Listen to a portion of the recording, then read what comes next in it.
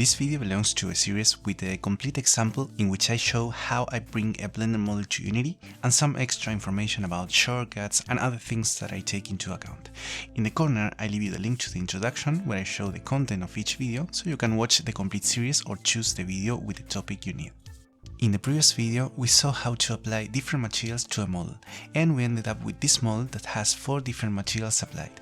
The previous video was an important step because when we bring this model to Unity, we will be able to create different materials in Unity and simply drag them to the parts of the model where each material was defined. If we don't define all the materials we need for a 3D model, when we export it and try to add materials, all the faces of the model will be painted with the same material. I leave the previous video here in the corner in case you want to watch it. So, in this video we're gonna see UV mapping, a process that will allow us to distribute textures on the 3D model.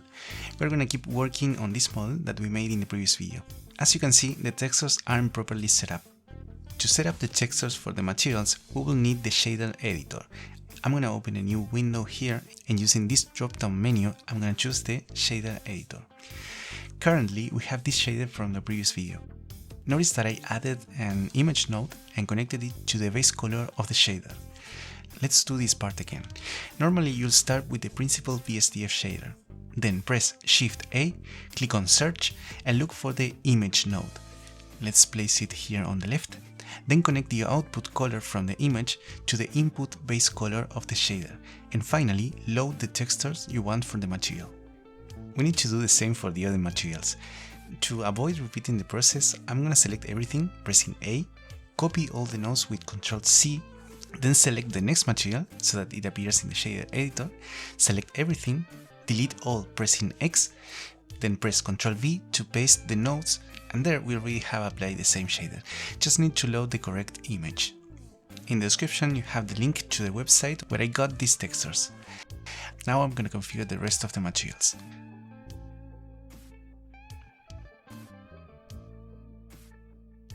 Okay, let's move on to UV mapping. For that, I'm gonna open another window and change it to the UV editor. This window allows you to work with the UV map of a 3D model. A UV map is like an unfolded 3D model which is presented in a 2D space and is used as a map to apply a 2D texture, that is to say an image, to a 3D model. Something to keep in mind is that we can have a different UV map for each material. This allows us to make a better use of the available space for mapping.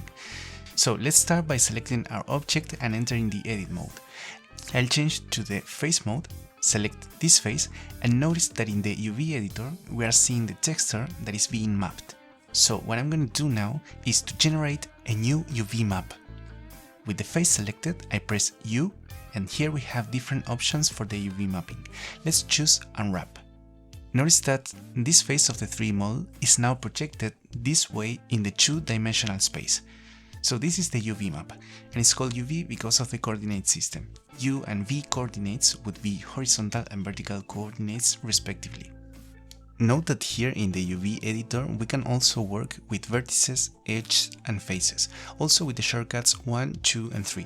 Remember that almost everything in Blender is contextual, so if we have the mouse cursor here and press 1, 2 and 3, we are changing the working mode, vertices, edges and faces in the viewport window.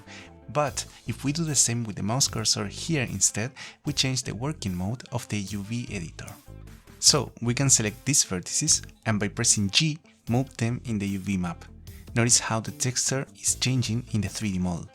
In this case, we see that this big face of the 3D model has this small portion of the texture applied, and that's why it looks pixelated.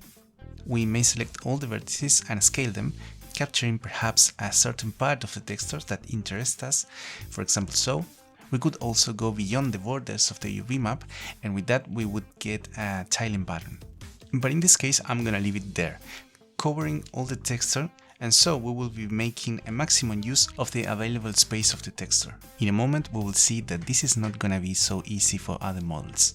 Let's move on to the next material, which I named Concrete. So the first step is to select all the faces that have this material applied. We can do that by selecting the material in this list and click on this Select button. This is super useful. Now press U again and choose Unwrap. So the texture seems to be mapped apparently correct, but if we look here at the UV map, it is a little distorted, as if it does not fit very well. This could perhaps be adjusted manually. Take these faces for example, rotate them, but it's not very practical to doing so. An option that we have is, instead of using the common unwrap function, use this other option instead, Smart UV Project. With this option, Blender will analyze the model and determine what would be the most optimal UV mapping. Sometimes you will get exactly what you need, sometimes you will need to tweak the UV map a little bit, and depending on the complex of the model, the resulting UV map may not suit your needs. But in general, it's a great function, and something interesting about this is that the proportion of the faces are preserved. You can see that this face in the 3D model is proportional to this one in the UV map. They have similar heights. To get such consistent results, it's very important that the model has a normalized scale. Let me show you why. I'm gonna enter in the object mode, come here to item, and now I will deform the model a little bit. Start by selecting all the objects in the edit mode, press S to scale, X to restrain the axis, and press the number 2.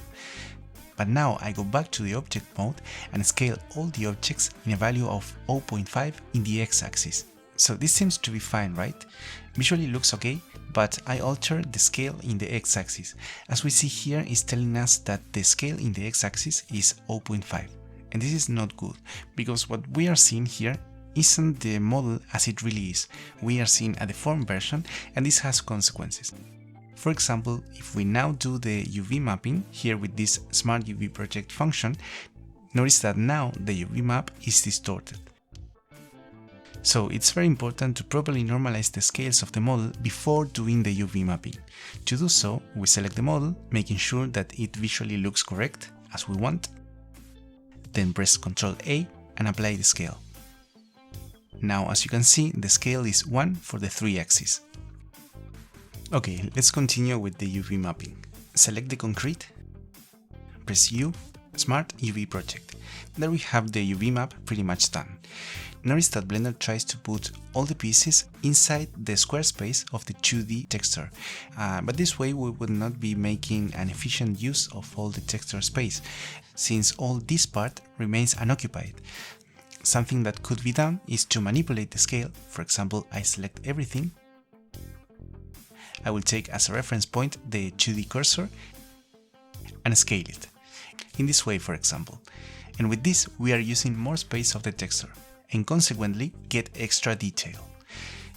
These parts here went out of the texture, but it doesn't matter because the texture is tiled, unless you are specifically not tiling this particular texture in Unity, which is rare to me, but I guess it's possible.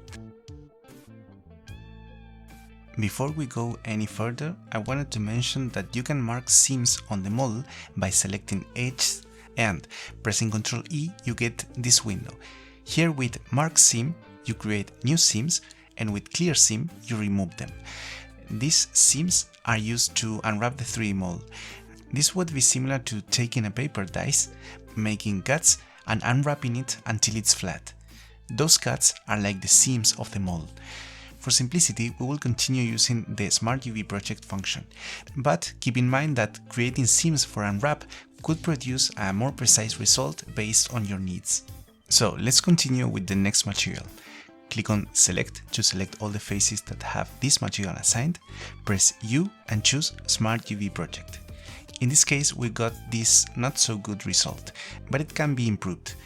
An alternative we have is to change this angle parameter, maybe to 45 degrees.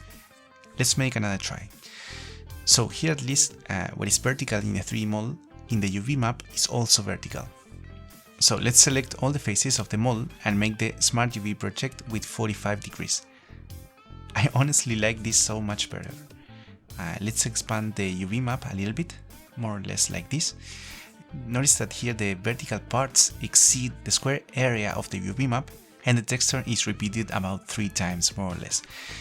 Because of that, we can see these 3 holes here. It's the same hole from the texture that is being mapped 3 times. If you need to fix this, you could select these parts and make them smaller. But I'm gonna leave it there.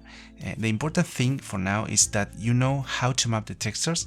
that you can manipulate the UV map to your needs and also know the importance of the UV map to distribute the textures in the 3D model. We are gonna leave it here. Look at the difference, right?